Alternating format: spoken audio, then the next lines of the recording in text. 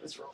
Hey everyone, this is CJ and Todd with the Pick and Roll Show at ballbyforall.net, bringing you the latest and greatest NBA news. Okay, so Todd, we have an important week in NBA basketball for the Philadelphia 76ers, our hometown team. Tonight's matchup with the Celtics at 7 o'clock can be seen on Comcast Sportsnet. What are your thoughts going into it, Todd? Big game for the Sixers this week. They play Celtics, who are just a game back now. A game back. What happened to their big lead in the beginning of the season? About 2 weeks ago, it was 4.5, but they lost 8 of 10 now, the Sixers, and I really don't know what to expect from that team. They started off hot, and now they can't close out games. No. Say they were. Well, yeah, they're 1-6, Todd, and games decided by 5 points or less. And Todd, like you said, good teams, elite teams will win these close games. So, I mean, I don't want to blame it all on injuries because Spencer Hawes has been out, but I just don't see them having that scoring threat that's gonna be able to finish these close games. Todd, your thoughts?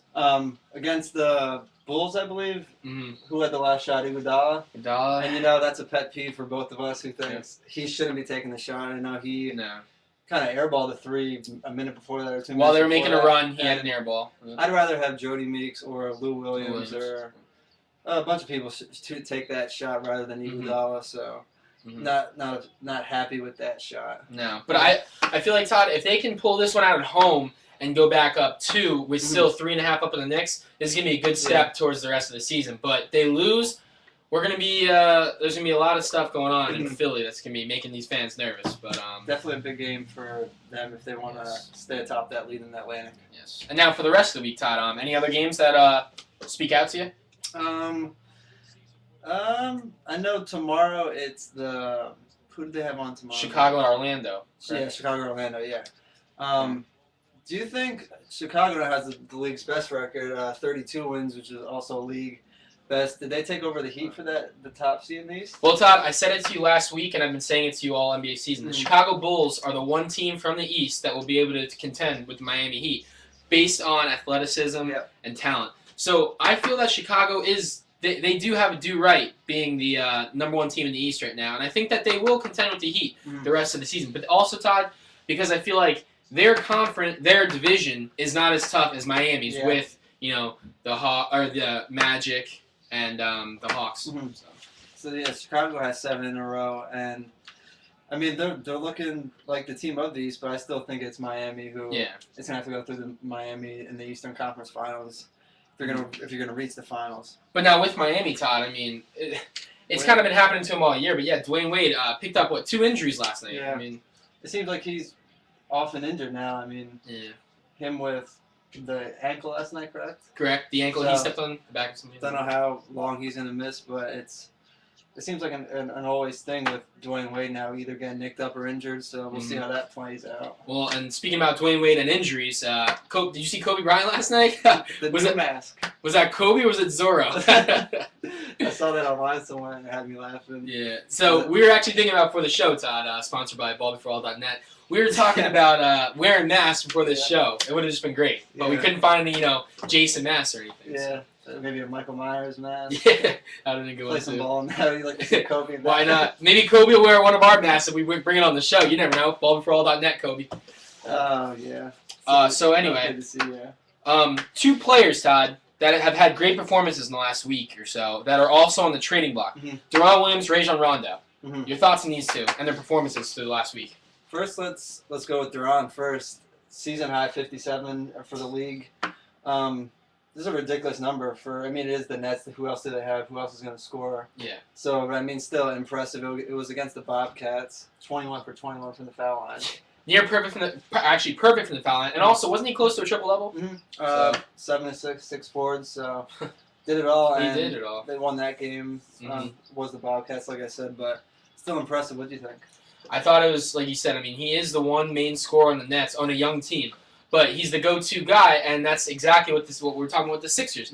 He wants the ball, he wants to score. And, 57 points, Todd, it doesn't matter. It's an NBA team. That was just an incredible feat. And like I said, it was close to a triple-double. So, he gets traded to a better team, like, say Orlando or Dallas. Yeah. That's that. Whatever team, if he lands on it, or if the Nets can bring somebody in, it's a championship caliber team. Yeah. Good point guard. He won't score probably 57 on the Lakers. But he'll make a team that much better. And now Rajon Rondo, Todd.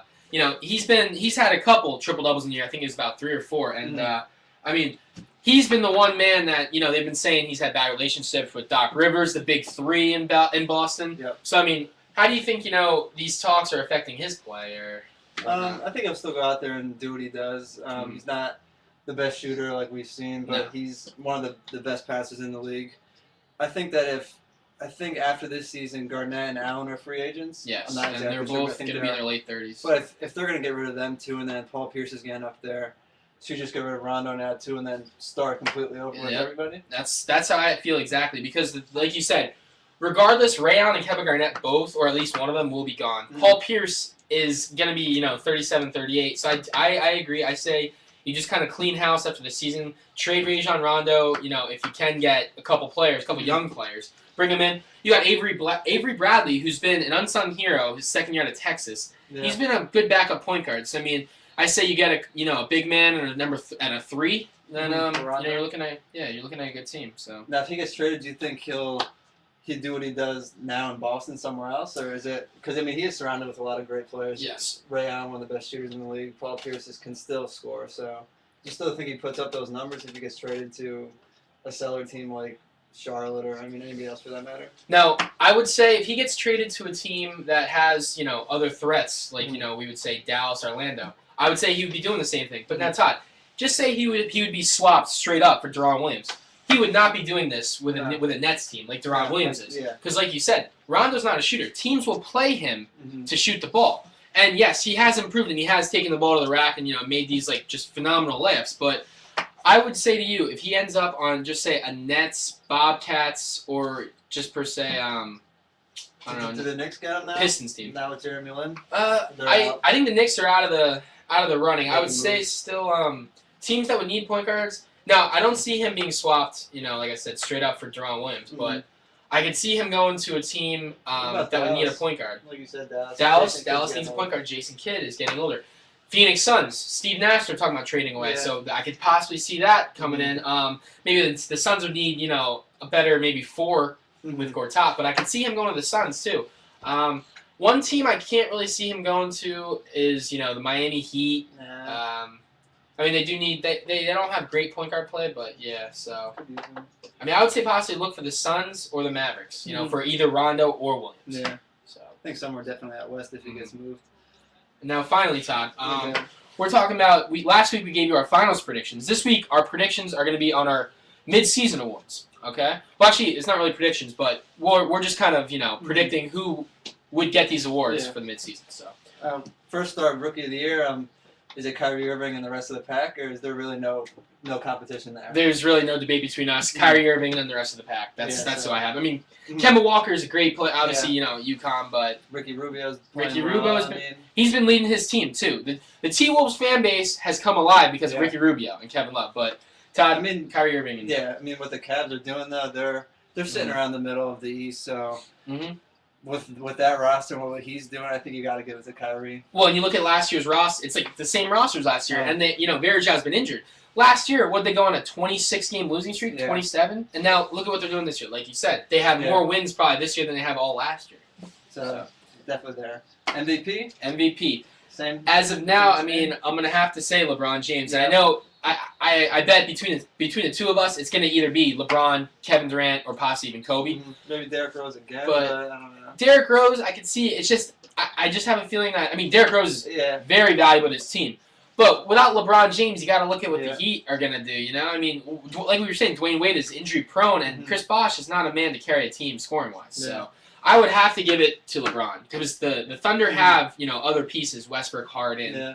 So I think that Derrick Rose could win it, but it's hard to give it to somebody 2 years in a row, too, even though they do have the league's best record. And compared to talent-wise in Chicago versus Miami, Chicago's down here, Miami's up here. So that's how I think Derrick Rose could win it, but I still think you give it to LeBron. Yeah, because I don't see the Bulls. Now, I don't see the Bulls holding on to the best record in the East the rest of the year. Yeah. I see the Heat overtaking. They're only a game back right now. Yeah. So, now, if that happens and the Heat are number 1, would you give it right to LeBron? Yeah, he's shooting ridiculous. I think like above 55% or something around there, which is for what he does. He doesn't play down low too much, right? But he's playing the best basketball of his career, as everybody's been saying. So look for him, I think, to win it. Okay, good. Coach of the Year. What do you got, Todd?